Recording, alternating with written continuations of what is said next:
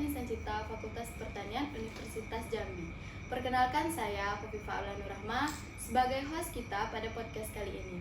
Nah teman-teman, pada malam hari ini kita bertemu nih dengan Bang Septian selaku pendiri LKM dan Ketua Umum pertama LKM Insan Cipta Fakultas Pertanian Universitas Jambi.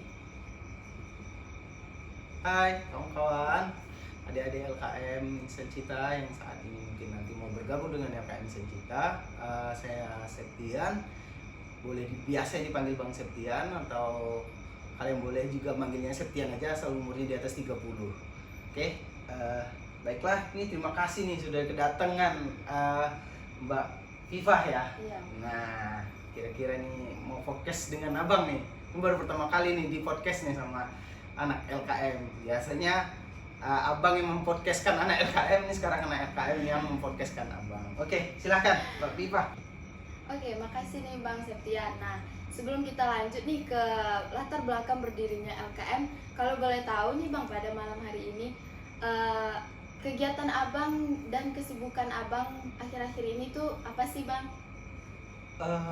Akhir-akhir ini ya, untuk kesibukan sih sebenarnya ya seperti bapak-bapak biasa lah ya. Kita itu bekerja. Nah, kebetulan abang bekerja di salah satu kementerian. Nah, bekerja di situ, selain bekerja juga abang juga mengelola online shop.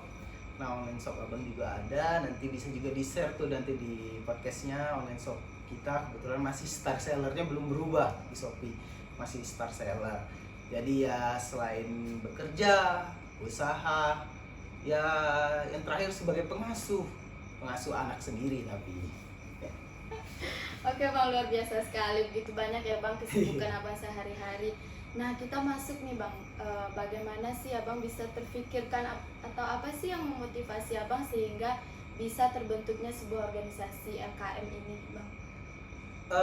Motivasi pertama kenapa membentuk LKM ya, mungkin yang pertama itu aktualisasi diri ya, karena LKM itu kan kita dirikan, rencana untuk kita dirikan memang agar menciptakan mahasiswa yang setelah kuliah itu bisa bekerja, ataupun saat kuliah dia bisa sambil bekerja. Karena posisi saat itu saya pun sebagai mahasiswa itu mahasiswa yang bekerja sambil kuliah. Jadi kenapa motivasi saya mendirikan itu, yang pertama pengen buat LKM itu tempatnya anak-anak yang dia bukan cuma mau kuliah tapi dia juga untuk maunya bekerja. Jadi LKM dibangun dengan jeripayah kita masing-masing sama-sama, karena LKM itu punya moto namanya LKM Insan Cipta sukses bersama. Artinya siapa aja yang di dalam LKM itu harus saling membantu untuk saling sukses ya. Makanya sukses bersama artinya sukses sama-sama, bukan sukses bersama saya, enggak, tapi sukses bersama. Itu sih LKM Insan Cipta. Jadi jangan pernah bertanya LKM Insan Cipta itu berdirinya kapan atau segala macam. Tapi yang kita bahas itu prosesnya adalah jati diri LKM itu sendiri dulu.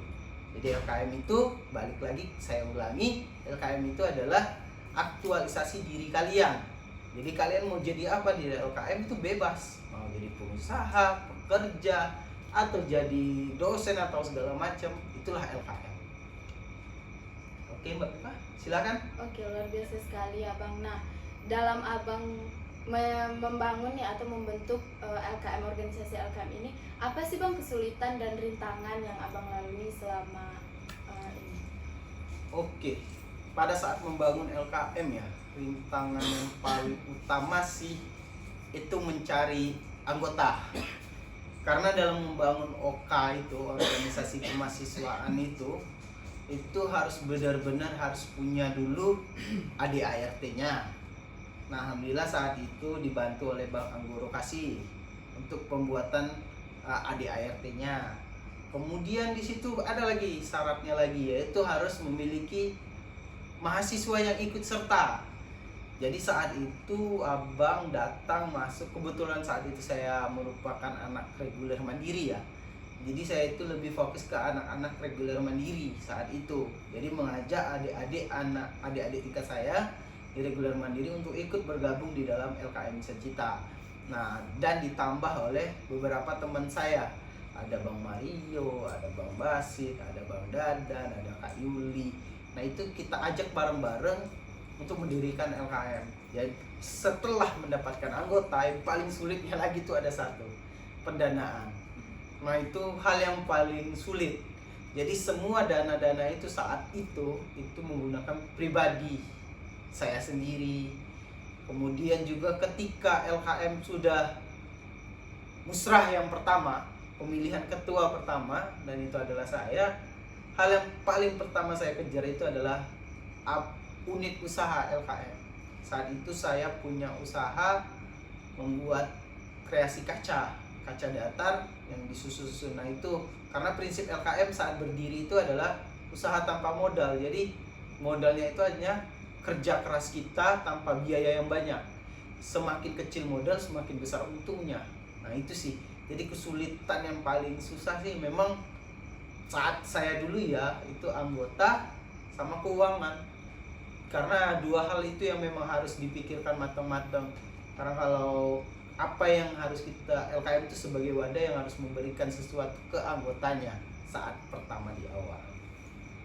Luar biasa ya, tapi memang luar biasa ya Bang, dari awalnya LKM berdiri, Abang dan kawan-kawan bisa melewati itu dan LKM bisa berdiri seperti sekarang ini.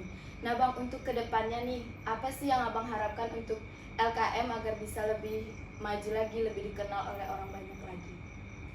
Kalau LKM untuk lebih dikenal orang banyak lagi ya, kalau Abang pengennya LKM itu adalah organisasi yang dimana bukan dia yang memberikan sesuatu ke anggotanya, tapi anggotanya yang nanti memberikan sesuatu ke LKM. LKM itu sebagai wadah tempat agar adik-adik nih bukan cuma sekedar kuliah, tapi juga bisa mengembangkan diri di dalamnya.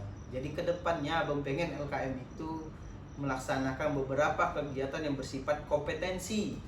Kompetensi ini maksudnya isi atau nilai dari diri kalian sendiri. Jadi contoh atau melaksanakan kegiatan yang bersifat misalnya sertifikasi tentang pengendalian hama.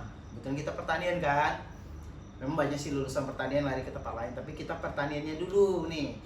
Misalnya sertifikasi tentang pengendalian hama. Kalian tahu nih cara mengendalikan hama seperti apa.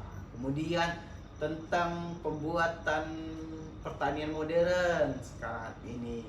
Nah, itu banyak pertanian modern, ada yang hidroponik, ada yang aquaponik, ada yang bercampur antara hidroponik dan kegiatan perikanan lainnya. Itu kan banyak tuh. Jadi kalau bisa LKM itu memupukkan ke mahasiswa-mahasiswa baru itu untuk menjadi mahasiswa yang bukan cuma sekadar mahasiswa, tapi mahasiswa yang bisa sambil usaha mengembangkan kreativitas mereka di dalam LKM itu sendiri. Itu sih harapan Abang, bukannya minta banyak, tapi pengennya LKM itu bisa mandiri, secara mandiri sendiri. Nanti setelah kalian lulus, jangan lupa dengan LKM.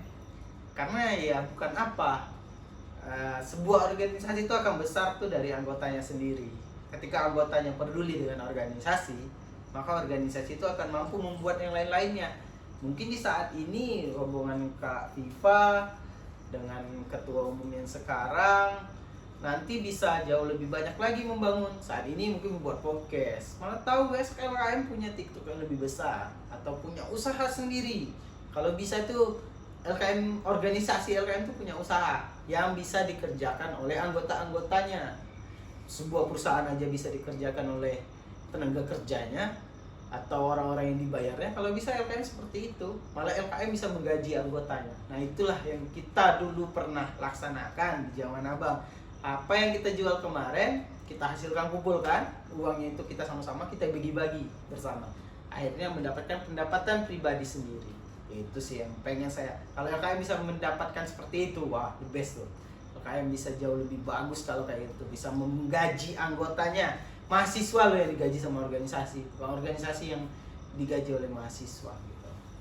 Luar biasa sekali. Nah teman-teman, mungkin itu latar belakang berdirinya LKM dan juga beberapa gambaran nih gimana kesulitan dan rintangan dari para pendiri-pendiri awal LKM Dan jangan lupa teman-teman, ayo gabung LKM karena LKM memiliki tujuan yang bagus untuk kita, mempunyai moto dan bisa menjadi wadah untuk kita berkreativitas dan untuk menata masa depan kita. Jadi jangan lupa gabung LKM ya. Kita boleh jargon dulu, Bang? Oh, boleh, silahkan. Oke, LKM Insan Cita, sukses bersama. Oke.